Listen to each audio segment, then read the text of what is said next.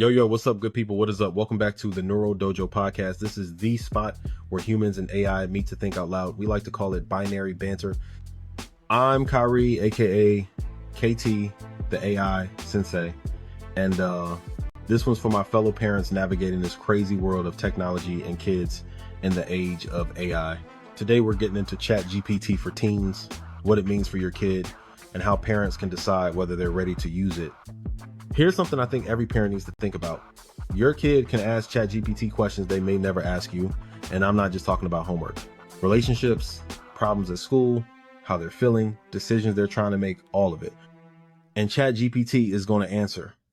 It doesn't get tired, it doesn't get annoyed, and it doesn't say, hey, let's talk about this later. Your kid asks the question, and the AI responds. Now, that doesn't automatically make this a bad thing. There are some really good ways our kids can use AI, and we're going to talk about those. But we also need to understand just how much influence a tool like this can have when it's available whenever they want it. Because once AI becomes a place your kid goes for answers, it can also become a place they go for advice. And that's where I think parents need to pay attention, not panic, pay attention. So if you've got a teenager or you've got a kid getting close to that age, this isn't just another new feature you should know about. We need to understand what ChatGPT for teens actually does, what it doesn't do, and what our job is once our kids start using it. This is not a panic episode. I'm not here to tell you AI is coming for your kids. And I'm also not going to tell you that because OpenAI added teen protections. You can just hand this thing over and stop thinking about it. There's a middle ground here. And that's what I want to get into. So yeah, man, let's get into it. First, what did OpenAI actually launch? ChatGPT for teens started rolling out on August 18th to eligible teen accounts on personal, free, and paid plans. OpenAI describes it as the same capable ChatGPT, but with added age-appropriate protections. It also has tools for healthier use, and there are optional parental controls. If the account says the user is under 18, that can put them into the teen experience. The same thing can happen if their age is verified that way. OpenAI can also use age prediction. And one important point for parents, ChatGPT is not meant for children under 13. If your child is under 18, OpenAI says they need permission from a parent or guardian to use the service. But here's why I want parents to slow down. Permission is not readiness. An age requirement is a platform rule. It is not a recommendation about your child. We already understand this with social media. Just because Mark Zuckerberg says your 13-year-old can create an account does not mean you automatically say, here you go, right? You know your child. You know how they handle boundaries. You know whether they tell the truth when they mess up.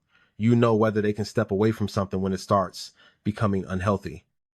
And you know whether they can hear advice without treating it like authority. That matters even more with AI. Here's the difference I want parents to understand. Social media can absolutely influence your kid. We already know that. But ChatGPT interacts with them in a different way. It's not one post aimed at millions of people. Your kid asks a question and ChatGPT answers their question. They can ask a follow-up, then another one. They can give it context. They can explain what happened at school, what somebody said to them, or what they're worried about. They can tell it what decision they're trying to make. And the AI responds directly to that situation. That is powerful. Now, powerful does not automatically mean dangerous, right? A calculator is powerful. The internet is powerful. A car is powerful. The question is, does the person using it understand what it can and cannot do? And do they understand what the boundaries are? And with a teenager, that is still our job as parents. To OpenAI's credit, the way they're positioning this is heavily focused on learning and creativity. It's also about working through problems and exploring ideas. There are protections around sensitive content. There are also things like study mode, study hours, and quiet hours. Parents can manage those when the accounts are linked. Study mode is interesting to me. It can walk a student through a problem, ask questions, give hints, and quiz them.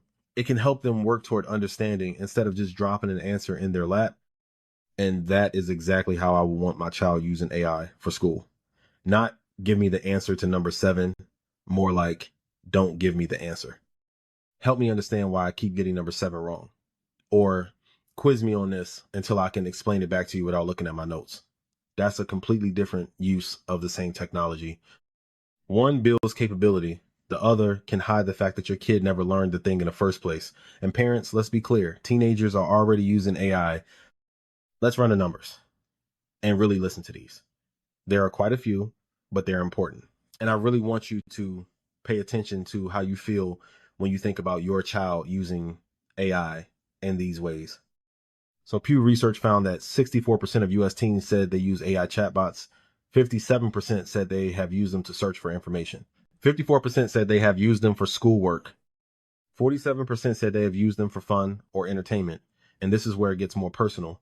16% said they have used chatbots for casual conversation. 12% said they've used them for emotional support or advice. So if the only AI conversation you're having with your child is don't use ChatGPT to cheat on your homework, you're missing a huge part of this. The better question is not, are you using AI? Ask, what are you using AI for? That answer tells you a whole lot more. For school, I think parents need a simple rule. AI can help you learn the answer. It should not replace you producing the answer when the assignment is supposed to measure what you know. There's a difference between saying, explain photosynthesis to me another way because I don't get it, and saying, write my biology paper. There's a difference between critique this paragraph I wrote and write the paragraph for me. And yes, different schools and different teachers are going to have different rules. So part of using AI responsibly is understanding the rule where you are. But I think there's another question too. Even if something is technically allowed, am I using this to get better or am I using it to avoid learning? That's the bigger lesson. Now, the emotional support piece deserves a little more attention. I don't think the rule should be never talk to AI about how you feel. That's probably unrealistic. And honestly, there can be useful ways to do it. Maybe a teenager says, help me put what I'm feeling into words so I can talk to my mom. Cool. The AI helped them move toward a real person. What I don't want is the relationship flipping the other way. I don't want AI becoming the person they trust instead of people. I don't want use cases like help me figure out how to talk to my dad, turn it into you're the only one I can talk to. That's a completely different situation. And that's where I think parents need to pay attention. OpenAI says its teen safety approach is supposed to encourage real world support. That should be our goal too. AI can help organize a thought. It can help rehearse a conversation. It can help a teenager figure out what question they even need to ask. But some things need to move to a real person. And for me, this includes things like serious emotional distress, safety, health, anything with real consequences. There needs to be a human escalation rule. AI can help you get the question together, but it shouldn't always be where the answer ends. Now let's talk about the actual parental controls. When a parent and teen link accounts, parents can manage several settings. That includes sensitive content protections and whether chats can be used to improve models. Parents can also manage memory, voice mode, image generation, and study mode. They can manage study hours and quiet hours too. Quiet hours can block access during the times you set. Study hours can make eligible new conversations start in study mode during the schedule you choose. And here's something I actually like. Parental controls do not give you access to read your teen's chats. This is governance, not surveillance. You can set boundaries around the technology without secretly sitting over their shoulder reading every conversation. I think that's an important difference. There are limited cases where OpenAI can send a linked parent a safety notification. That's when its systems identify serious concerns. But again, these controls are not parenting. They're tools for parenting, and no safety feature is perfect. OpenAI says that directly about its sensitive content protections. So don't hear ChatGPT for teens and translate that into problem solved. It means there are added rails. You still have to teach your kid how to drive. All right, let's turn this into something useful. Dojo drill number 1, do the readiness check before the settings check. Before you link an account, ask yourself, does my child normally respect digital boundaries? Can they understand that AI can be wrong, even when it sounds sure? Can they recognize the difference between advice and authority? Will they come to me if something weird, uncomfortable, or confusing happens? If the answer to those questions is no, the age requirement does not override that. You decide whether your child is ready. That's your call as a parent.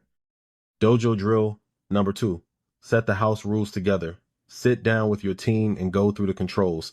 Talk about when AI is okay and when it is not. Talk about what information should never be shared. Talk about what school rules apply and talk about what topics require a real person. Don't just hand down a list of restrictions. Explain why the rules exist. If your kid is old enough to use a tool this powerful, they're old enough to be part of that conversation. Dojo drill number 3, make the tutor rule. For schoolwork, teach them to use AI to expose the gap, not hide the gap. Try prompts like, don't give me the answer, ask me questions until I figure it out, or quiz me on this and make me explain every answer, or review what I wrote and tell me where my reasoning is weak. If the AI is doing the learning for them, you're using it wrong. That's not helping them build the skill. It's just helping them hide the gap. Dojo Drill 4, create and lock in the human escalation rule. Decide ahead of time which topics don't end with ChatGPT. And for me, this includes topics like health, safety, and serious emotional distress, money, legal problems, threats, relationships with real consequences. AI can help them organize the question, then bring in a human and keep the door open enough that your kid actually wants to come to you when that moment happens. Because the rule doesn't help much if they don't feel like they can use it. Listen, I think ChatGPT for teens is a good move. I would rather see companies building protections for young users than pretending teenagers are not already using these tools. But the age gate is not the finish line. OpenAI can decide when an account is eligible for the teen experience. It can't decide whether your child is mature enough to use AI responsibly. That's still on us. It can't teach your kid your family's values. It can't decide what boundaries make sense in your house. And it can't replace the conversations we need to have with our kids. We still have to talk about judgment. We still have to talk about privacy, learning, and trust. And we still have to teach them when it's time to ask a real person for help. AI is going to be part of their world. So I don't think the answer is fear. I don't think the answer is banning it and hoping they never touch it. And I definitely don't think the answer is handing it over because they hit the minimum age. The answer is discernment. Know your kid, know the tool, set the rules, teach them how to question it, and make sure they understand something. Being smart enough to answer them does not make AI wise enough to raise them. That's still our job. All right, that's going to do it for this episode of the Neural Dojo podcast. If you know another parent trying to figure out where AI fits in their house, send this one to them. I appreciate you for rocking with me inside the dojo for another session. Until next time, stay curious, stay balanced, and keep training your mind. Peace. We do practical and precise, keeping the framework true. Neural Dojo, where the human and machine collide. Binary banter with the wisdom as our guide. KT, Bella, Jules, Jim. Stay balanced is at the